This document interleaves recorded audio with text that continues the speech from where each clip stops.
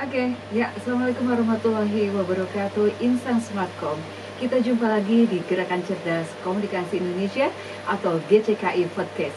Bersama saya Elis Lestari Pambayun dan bersama rekan saya yang luar biasa yaitu Eis Huzaizah, ya, seorang pendiri dari lembaga sosial yang khusus menangani disabilitas di daerah Kabupaten Bogor, yaitu Sanggar Wicara. Kita lihat ya, dan kita dengar apa sih Sanggar Wicara. Kita kok dengarnya Sanggar Wicara adalah satu sanggar yang memang menangani orang-orang yang tidak bisa berkomunikasi atau tidak bicara. Tapi sebetulnya ini adalah holistik, ya, satu penanganan kepada anak-anak yang memiliki gangguan terhadap semua gangguan, ya. Ada tunagrahita, ada tunarungu, tunawicara, autis dan lain sebagainya. Dan kebetulan Sanggar Wicara ini akan kerjasama dengan GCKI di dalam menangani anak-anak yang memiliki gangguan komunikasi dan sosialisasi dengan keluarga dan juga masyarakat. Yuk kita ikuti podcast kita kali ini. Ya, kita pertama yang mau kita bicarakan adalah apa sih Sanggar Wicara? Bu Ais mungkin bisa memberikan gambaran, ya, apa sih Sanggar Wicara dan sejak kapan didirikan? Baik, Sanggar Wicara itu adalah satu lembaga yang menangani disabilitas, terutama yang mempunyai gangguan komunikasi, ya, komunikasi. Di sana banyak elemennya, makanya kita bilang holistik tadi. Nah, kenapa kita memanggilnya Sanggar Wicara? Agar supaya ringan di telinga masyarakat. Easy listening, ya? Yes, gitu. Nah, lalu kita menangani anak-anak yang disabilitas tadi, berbagai macam kendalanya, terutama yang komunikasi. Oke, terutama yang dominan di Sanggar Wicara ini apa ya? Gangguan apa? Ada autis, rata-rata lebih banyak autis, mayoritas autis. tunarungu, mental intelektual lebih ke sana, ya. Itu bagaimana cara bekerjanya setiap hari dalam menangani mereka, atau pola pendidikannya seperti apa? Kita menangani secara holistik, baik dari gangguan motorik kasar dan motorik halusnya juga, yang berhubungan dengan area komunikasi atau bahasa dalam susunan saraf pusat otak, ya, itu. Nah, ada beberapa metode yang kami pakai, baik dari edukasi maupun dari terapi bicara, untuk penanganan anak-anak ini untuk bisa dia dapat belajar. Oke, jadi ada terapi, ya? Ada terapi. Ada beberapa juga profesional di sana yang bisa menangani itu, ya? Betul. Itu biasanya berapa persen? Bukan kesembuhan, tapi penanganannya berapa persen keberhasilan? Kalau untuk kemajuan dan penerapannya, itu anak-anak biasanya kita lihat dari anak setelah asesmen, ya, istilahnya setelah asesmen itu. Berapa lama itu biasanya? Asesmennya biasanya 1,5 jam. 1,5 jam itu berapa durasinya, berapa lama? Satu kali pertemuan itu sudah kita bisa lihat kondisi anak itu, ya kan? Baik dia punya gangguannya atau dia punya potensi yang akan kita kembangkan, ya, gitu, seperti itu. Nah, mereka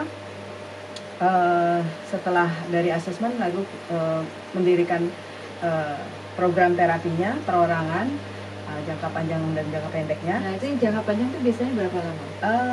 Jangka panjang itu biasanya bisa seumur hidup, begitu. Ada yang kalau bisa sampai walaupun dia udah dewasa juga masih benar bisa sekali, datang. tergantung diagnosanya, ya. Diagnosanya itu berat, ringan atau sedangnya, dia akan mengalami proses yang panjang kalau yang berat, gitu, ya, seperti itu. Yang kalau kita sebut itu biasa di orang awam itu autis non verbal. Oh, itu non verbal. Ya. Karena autis spectrum disorder Itu payungan, ya, ASD itu payungnya. Dan isinya itu kan ada. Tapi ada varian-variannya, ya, di dalamnya. Betul. Gitu, ya?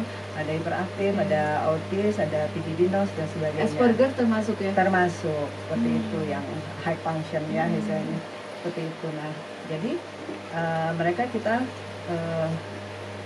screening lah, ya, di screening tahapan mana yang dia belum bisa belum dia bisa kuasai, seperti itu. Kalau kita istilahnya belajar itu kan harus punya konsepnya dulu, nih, polanya, gitu, ya. Bagaimana? Betul sekali. Kadang jangan salah mengajarkan kalau sudah terpaku, anak ini agak susah untuk sulit untuk diubah ya, gitu. Karena kan ada yang kita sebut tuh rigiditas, ya kaku nih gitu. Nah, bagaimana melenturkan yang kaku-kaku juga itu ada metode yang tersendiri, betul gitu ya? sekali. Karena pola-pola bahasa itu kan, dan itu harus orang yang benar-benar profesional dan memahami ya kondisi anak seperti ini, bukan orang awam ya. Benar sekali. Ini urusan bahasa ya. Bahasa itu kan digunakan sehari-hari, bukannya sastra bahasa nih yang kita ini kan, tapi agar anak ini juga bisa mengikuti istilah bersosialisasi secara sehat, normal, nyaman, gitu kan. Bagaimana dia akan terjun ke masyarakat kan nantinya kan. Nah, itu yang dan dia juga punya cita-cita pasti ya. Tentu. Karir, profesi yang ingin dia raih gitu kan. Ya alhamdulillah ada beberapa menurut saya yang sudah dewasa ini banyak berhasil ya. Udah ada yang berhasil. Emang anak autis ini memang bukan sakit sebetulnya ya. Hanya gangguan saja sedikit. Pola otak mungkin ya, pola otak yang berbeda karena semua otak itu kan punya kekhasan sendiri ya. Setiap manusia punya 1000 orang, pola otaknya juga berbeda kan, gitu. Jadi mungkin autis itu adalah salah satu yang anomali itu, gitu ya. Kalau kita melihat seperti orang yang pasca stroke gitu ya, kan dia ada kelemahan atau keterlambatan bicara, bukan terlambatan, tapi ada lesi di ya kan, ada di saraf dan segala macamnya itu. Nah biasanya kita mengandalkan sifat otak itu sendiri, yaitu plastisin, yang dia bisa mengfleksibelkan sendiri jalannya. Ya semuanya ada ujungnya dari otak ya. Benar sekali. Nah itu bagaimana kita autis juga kan dari otak ya. Betul. Otak. Nah cara belajar anak autis itu sindrom sedikit Pitt-Hopkins kan itu juga menyerang otak ya. Iya. Dari sejak bayi, sejak 1-2 tahun gitu. Iya. Nah Tuhan itu benar-benar masuk kuasa ya Bun ya. Di sana kita bisa melihat bagaimana kita bisa meng-create anak ini supaya lebih optimal dalam perkembangannya ya, terutama perkembangan kognitif ya, untuk dia bisa belajar. Karena jadi autis intelektualnya dia. Iya, autis sendiri kan cara berpikirnya tuh sedikit berbeda Bun. Iya betul. Dengan kita. Kalau kita kan tapi banyak yang jenius ya. Einstein gitu kan, Jefferson. Betul. Gini, kadang orang awam itu bahkan Elon Musk aja itu kan autis ya. Betul. Kita ngeliat lagi gini, autis di kita nih ya, di Indonesia ini ya, kita perhatikan gitu ya, di sekitar kita ini, untuk meng-create-nya, untuk dia keluar dari sifat autistiknya itu agak sedikit sulit nih. Ya, karena tidak paham bagaimana teknik dan caranya anak ini bisa meng-create kemampuannya dia lebih optimal. Dan orang tua tidak bisa alami begitu saja mendidik anak autis ya, karena ada metode ilmiah, ada metode yang alamiah juga yang harus memang dia kuasai untuk diterapkan di keluarga gitu ya. Kalau orang tua yang tidak paham bahwa anaknya autis, dia kan cenderung dia mudah capek tuh orang tua, dan cenderung dia bisa melakukan kekerasan terhadap anaknya, verbal bahkan juga secara fisik. Yang kadang kan nggak paham bahwa ini anak autis, karena terputus komunikasi gitu. Bun. Karena ini anak bandel aja tahunya tuh aja gitu kan. Iya benar sekali. Padahal nah itu tumbuh kembang anak kan sebetulnya penting sekali untuk bisa diingat secara dini. Betul. Ya nanti anaknya kemana nih sebetulnya. Ini ada kasus tertentu Bun, saya pegang ya, kasus ini di autistik. Kalau orang awam melihat ya biasa saja, tapi saya melihat potensinya cukup bagus sebenarnya, karena ini anak pendiam. Autistik kan memang pendiam ya Bun ya, tapi kalau kita gali ternyata dia bisa. Kesannya lemah, tapi setelah kita dia punya potensi yang unik dan berbeda pasti ya. Ya asal kita mau latih dan benar, itu bisa. Ya dengan sifat yang lain-lainnya ya Bun, seperti kebiasaan tantrum kalau dia putus komunikasi dan segala macam ya, seperti itu ya. Nah itu bagaimana mengontrol emosi Bun. Ya kan kita ini apalagi bersosialisasi dan segala macam, kita harus kontrol emosi dong. Ya kan nggak seenak-enaknya kita loh istilahnya Bun ya. Jadi kita ngelihat lawan bicara. Dan anak yang autis ini kalau udah nggak suka, selamanya dia nggak suka ya. Kalau kita arahkan, kita latih, bisa Bun. Bisa ya dia? Bisa. Dia bisa membedakan? Bisa Bun, bisa, sangat-sangat bisa. Ini ada perbedaan di satu lokasi ya Bun ya, satu di lokasi A, satu di lokasi B dengan anak yang sama. Di lokasi A dia sangat nice sekali karena diperlakukan dia seperti ya manusia pada umumnya ya, tapi tetap diarahkan potensi-potensi apa yang dia miliki. Nah, dia lebih merasa dihargai ketimbang dia didiamkan saja di ruangan tertentu suruh mengerjakannya kayak gitu ya. Nah, yang ada kalau ada yang mengganggu dia tantrum lah, ya kan? Dia tidak suka dengan hal-hal yang karena dia nggak merasa nyaman. Betul sekali. Ini kan luapannya dengan cara itu, teriak-teriak, ngomongnya. Betul. Ngomongnya kadang-kadang luar Benar biasa sekali. aneh gitu. Banting barang Bun. Iya. Saya juga punya mahasiswa soalnya autis. Setiap angkatan di perguruan tinggi saya karena inklusif ya perguruan tinggi saya. Ada yang autis. Jadi kita menanganinya juga berbeda ya. Berbeda gitu ya. Oke. Nah ini yang saya ingin tanya adalah kenapa nih Bu Ais dan teman-teman di Sanggar Bicara ini ya lebih tertarik gitu menangani anak-anak kaum disabilitas ini? Kita terpanggil ya pada prinsipnya kita terpanggil Bun, melihat fenomena yang ada bahwa angka disabilitas kita kan di statistik naik setiap tahun naik itu karena gizi. Ya, gizi, virus, bakteri, kondisi gaya hidup orang tua, bakteri, betul, makanan polusi dan segala macamnya kan. Nah itu kan kita bisa lihat dari sini data statistik itu tambah lama tambah naik. Kita ingin nih sebagai warga negara yang baik ya Bun ya, coba membantu negara ini nih Bun. Berkontribusi lah. Begitu, benar, betul. Daripada kita kerja-kerja minta-minta ya ke pemerintah atau apa ya, gitu. Kita menciptakan sesuatu yang bermanfaat dan justru menyerap banyak sumber tenaga, sumber daya manusia gitu. Dan kita berharap pemerintah juga ada hadir ya. Jadi juga. Ini bagaimana apakah Sanggar Bicara ini operasionalisasinya setiap hari itu bagaimana berjalannya? Ya kita membiayai diri sendiri lah Bun. Jadi self support. Ya. Self donor ya. Jadi nggak ada seseorang atau suatu lembaga luar atau di dalam negeri yang memang mensupport secara total gitu terhadap belum ada. Sanggar Bicara. Betul. Itu sama juga dengan GCKI ya. Kita semuanya self support ya. Kita dari program, dari project, kita coba alokasikan ke kegiatan-kegiatan. Nah ini kan memang catatan ya buat kita ya. Ada satu lembaga yang sosial yang memang concern dan peduli terhadap warga bangsa ya, tapi memang tidak ada support penuh dan perhatian dari pemerintah, warga sekitar, bahkan juga kadang-kadang suka underestimate ya.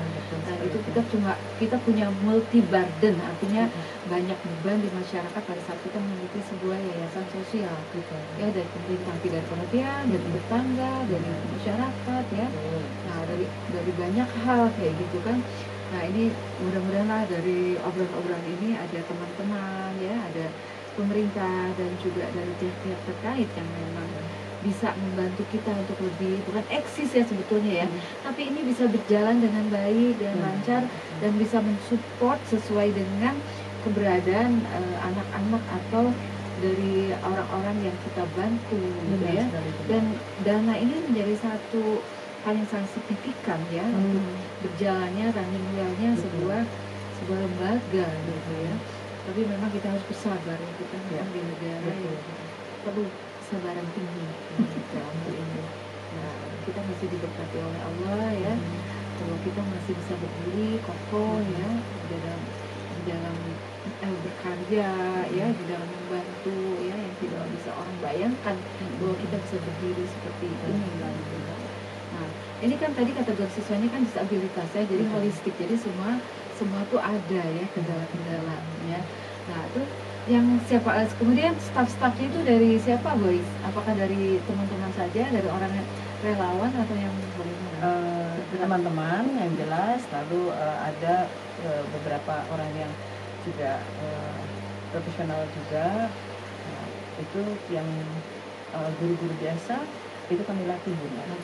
Kita latih. Ada TOT-nya gitu ya. Dilatih mereka dapat sertifikat. Iya. Kemudian berapa lama mereka bisa berpraktek? Mereka itu kan dari guru biasa ya Bunda ya. Kita kan pendidikan inklusif nih, gitu. Nah, kami mengajarkan atau melatih guru-guru learning by doing salah satunya, praktek praktek teori. Nanti kita diskusi kasus-kasus yang kesulitan yang dihadapi oleh guru-guru. Ini masih terbuka nggak rekrutmen? Atau siapa aja? Anywhere atau anyhow atau kapan siapa aja tuh, atau ada jadwalnya untuk pelatihan bagi guru-guru atau siapapun yang memang tertarik untuk dilatih di dalam menangani anak-anak disabilitas? Untuk sementara ini baru intern aja ya Bun ya. Nanti kita coba mau buat pelatihan juga gitu yang lebih profesional lah yang seperti itu, agar membantu guru-guru sekolah-sekolah lain Bun. Kan sekolah-sekolah juga masih harus terima ya Bun ya gitu. Nah itu kadang mereka hambatannya adalah bagaimana menangani anak-anak ini seperti itu, bagaimana proses belajarnya dan segala macam. Nah, itu mereka butuh seperti itu Bunda. Oke. Ya. Ada kendala, tadi kendalanya salah satunya adalah tadi tidak ada bantuan pemerintah. Selain itu secara kendala baik dari secara pribadi ataupun secara sosial itu bagaimana? Ada nggak? Sosial itu biasa ya benar, lingkungan sekitar itu melihat untuk anak-anak ini kan dengan sebelah mata ya Bun ya, seperti itu. Sekarang ada berapa anak nih yang lagi dididik? Sekitar 30-an. 30, luar biasa.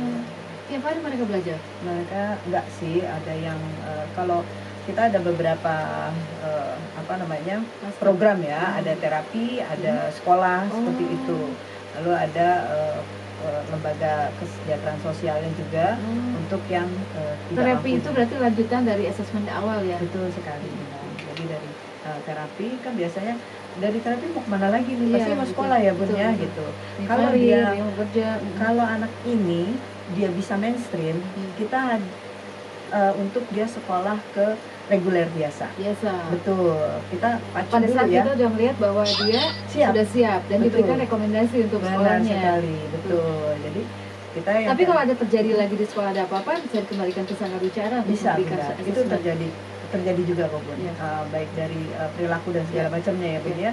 Nah, alhamdulillah ada beberapa kasus datang ke tempat kami, setahun kita tangani, dia balik lagi ke sekolah reguler biasa seperti itu, dan alhamdulillah sampai sekarang dia bisa ikut. Sudah ada yang kuliah atau bagaimana? Kalau yang di Sanggar belum ya Bun ya. Baru tahap SMA. SMA sudah, itu di SMA reguler juga. Dia diagnosanya itu autistik. Betul. Dia ditemukannya sejak usia berapa? Waktu ke tempat kami itu sekitar 2 tahunan ya Bun ya. 2 tahun sudah. Terdeteksi ya? Betul sekali. Nah, alhamdulillah orang tuanya ini cukup peka. Lanjut mereka datanglah ke tempat kami gitu kan.